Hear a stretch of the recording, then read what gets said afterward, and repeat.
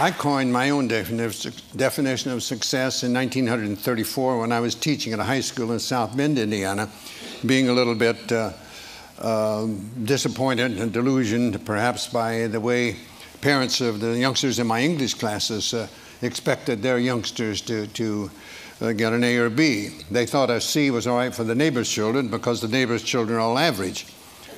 But they weren't satisfied with their own and would make the teacher feel that they had failed or the youngster had failed, and that's not right. The good Lord in His infinite wisdom didn't create us all equal as far as intelligence is concerned, any more than we're equal as far as size, appearance. Not everybody could earn an A or B, and I didn't like that way of judging. And I did know how the alumni of various schools back in the 30s judged coaches and athletic teams. If you won them all, you were considered to be reasonably successful. Not completely, because I found out we had a number of years at UCLA where we didn't lose a game, but it seemed that we didn't win each individual game by the margin that some of our alumni had predicted, and quite frequently I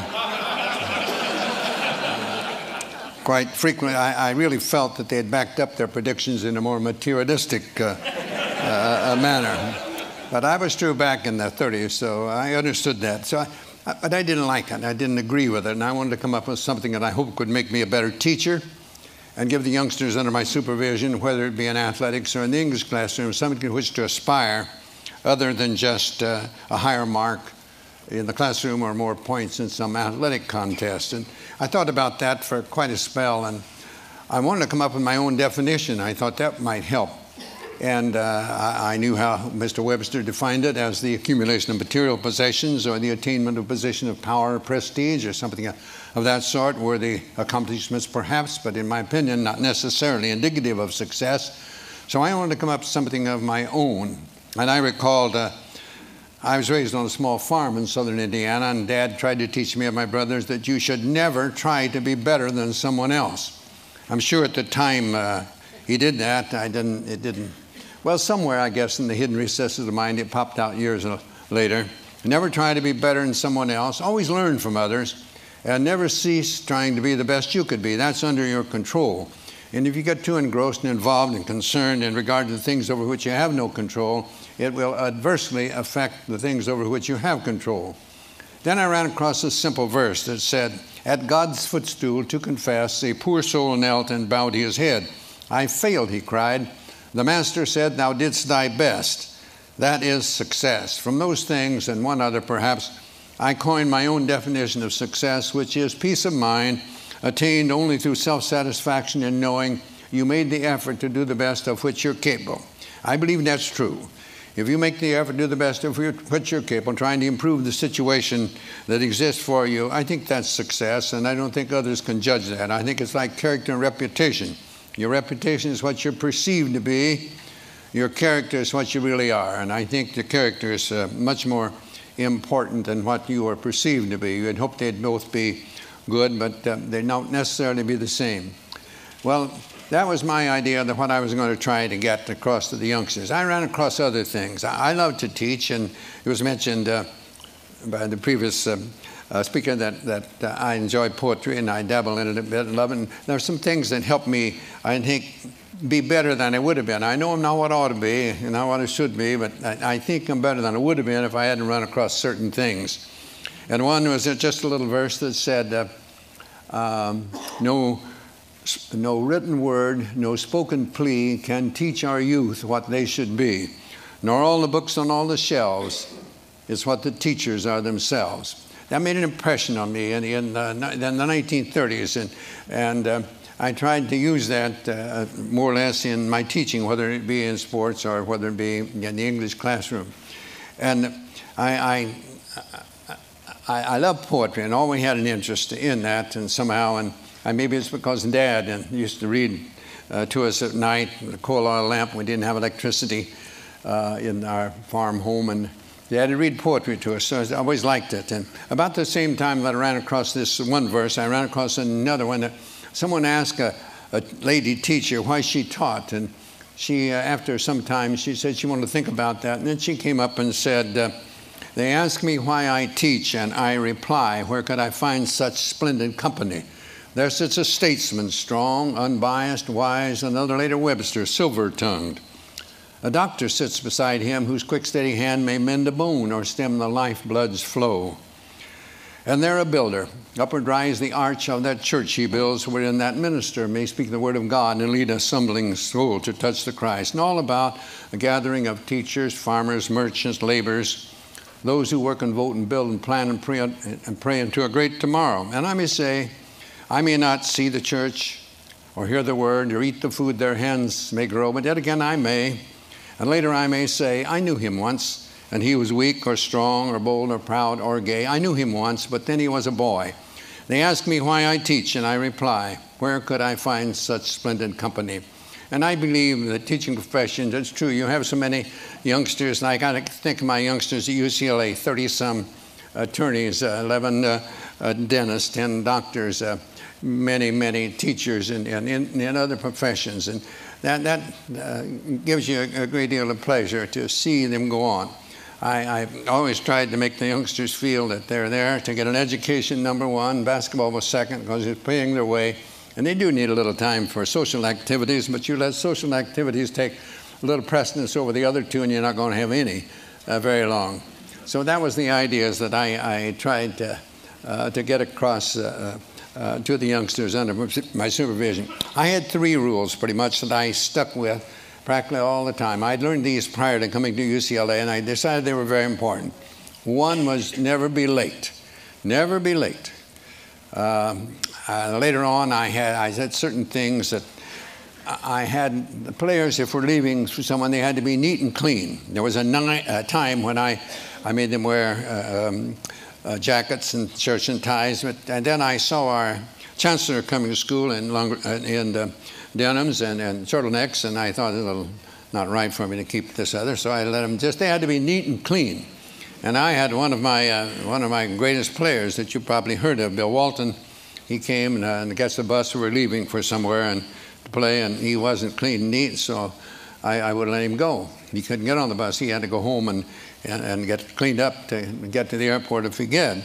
So I was a stickler for that. I believed in that. I believe in time, very important. I believe you should be on time, but I felt at practice, for example, we start on time, we close on time. The youngsters didn't have to feel that we're going to keep them over. When I speak at coaching clinics, I often tell young coaches, in the coaching clinics, more or less, they'll be the younger coaches getting in the profession, and most of them are young, you know, and probably newly married. And I tell them, don't run practices late, because you'll go home in a bad mood, and that's not good for a young married man to go home in a bad mood. When you get older, it doesn't make any difference. But so I did believe on time. I believe starting on time, and I believe closing on time. And another one I had was not one word of profanity. One word of profanity, and you are out of here for the day. If I see it in a game, you're going to come out and sit on the bench. And the third one was never criticize a teammate. I didn't want that. I used to tell them I was paid to do that. That's my job. I'm paid to do it. Pitifully poor, but I am paid to do it. Not like the coaches today, for gracious sakes, no. It's a little different than it was in my day.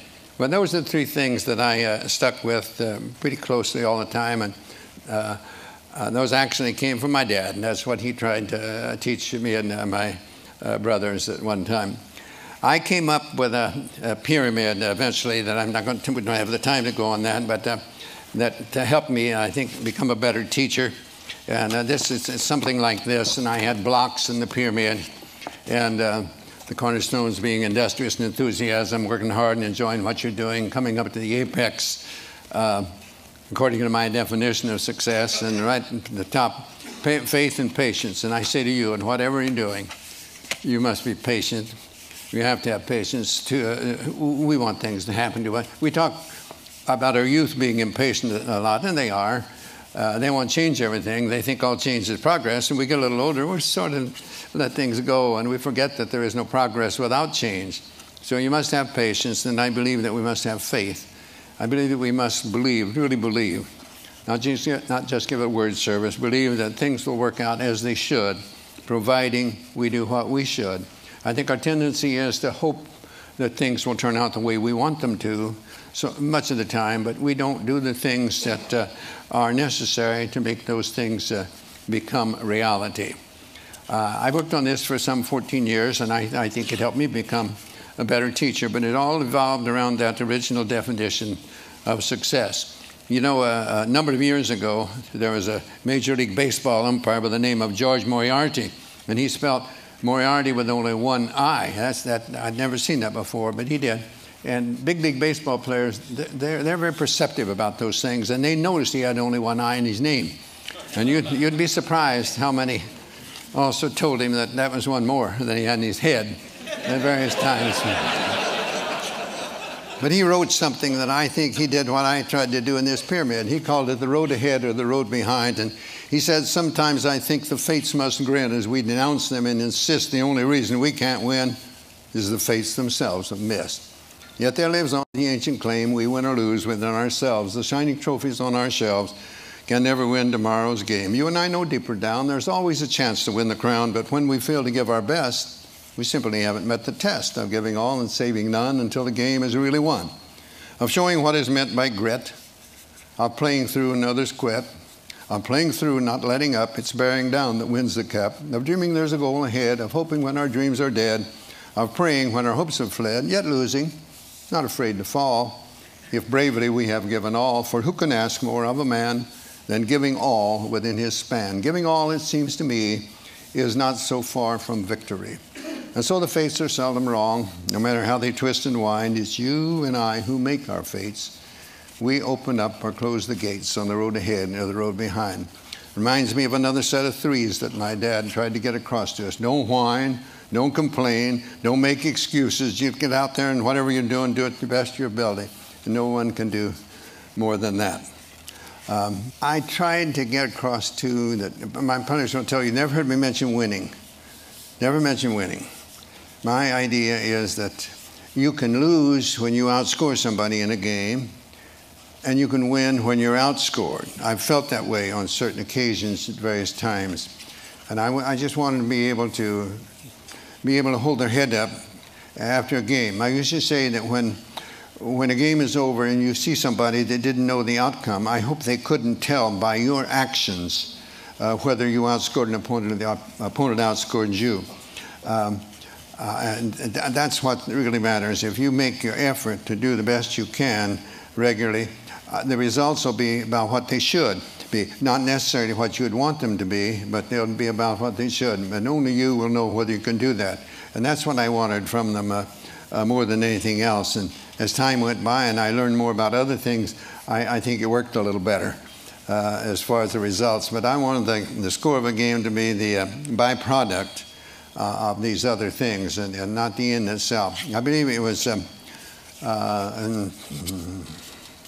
one great philosopher said, Cervantes. Cervantes said, the journey is better than the end. And I like that. I think that is. It's getting there. Sometimes when you get there, that's almost a letdown. But it's getting there that's the fun. I like to, as a basketball coach at UCLA, I liked our practices to be the journey. And the game would be the end result. And I'd like to go up and sit in the stands and watch the players play and see whether I'd done a decent job during the week. And there again, it's getting the players to get that self-satisfaction, knowing that they've made the effort to do the best of which they are capable. Sometimes I'm asked who was the best player I had over the best teams. I can never answer that. As far as the individual is concerned, I was asked one time about that, and it said, suppose that you in some way could make the perfect player, what would you want? And I said, well, I'd want one that knew why he was at UCLA and to get an education, that was a good student, really knew why he was there in the first place. But I want one that could play too. I'd want one to realize that that defense usually wins championships and to work hard on defense. But I'd want one to play offense too. I want him to be unselfish and look for the pass first and not shoot all the time. And I'd want one that could pass and would pass. I've had some that could and wouldn't, and I've had some that would and could. You couldn't. So I wanted that, and I wanted him to be able to shoot from the outside. I want to be able to be good inside too. I'd want them to be able to rebound well at both ends too. And why not just take someone like Keith Wilkes and let it go at that? He had the qualifications, and not the only one, but he was one that I used in that particular category because I think he made the effort to become the best. There's a couple. I mentioned in my book, They Call Me Coach, that two players that gave me great satisfaction, and it came as close as I think anyone I ever had to reach their full potential. One was Conrad Burke, and one was Doug McIntosh. When I saw them as freshmen on our freshman team, we didn't have freshmen, couldn't play varsity when I taught, and I thought, oh gracious, if these two players, either one of them, they're different years, but I thought about each one of them at the time he was there. Oh, if he ever makes the varsity, our varsity must be pretty miserable if he's good enough to make it. And you know, one of them was a starting player for a season and a half, and the other one was his next year. He played 32 minutes in a national championship game, did a tremendous for us. And the next year he was a starting player on a national championship team. And here I thought he'd never play a minute when it was. So those are the things that give you a great joy and great satisfaction to see one. Neither one of those youngsters could shoot very well, but they had outstanding shooting percentages because they didn't force it. And neither one could jump very well, but they kept good position, and so they did well rebounding. They remembered that every shot is taken, they assumed it'd be missed. I've had two men that stand around, wait to see if it's missed, then they go and shoot late. Somebody else is in there ahead of them. They weren't very quick, but they played good position, kept in good balance. And so they played pretty good defense for us. So they had qualities that they came close to, as close to reaching possibly their full potential as any players I ever had. So I consider them as to be as successful as a Louis Alcindor or a Bill Walton or in many of the others that we had. There were some outstanding players. Have I rambled enough? I was heard that when he makes his appearance, I'm supposed to shut up.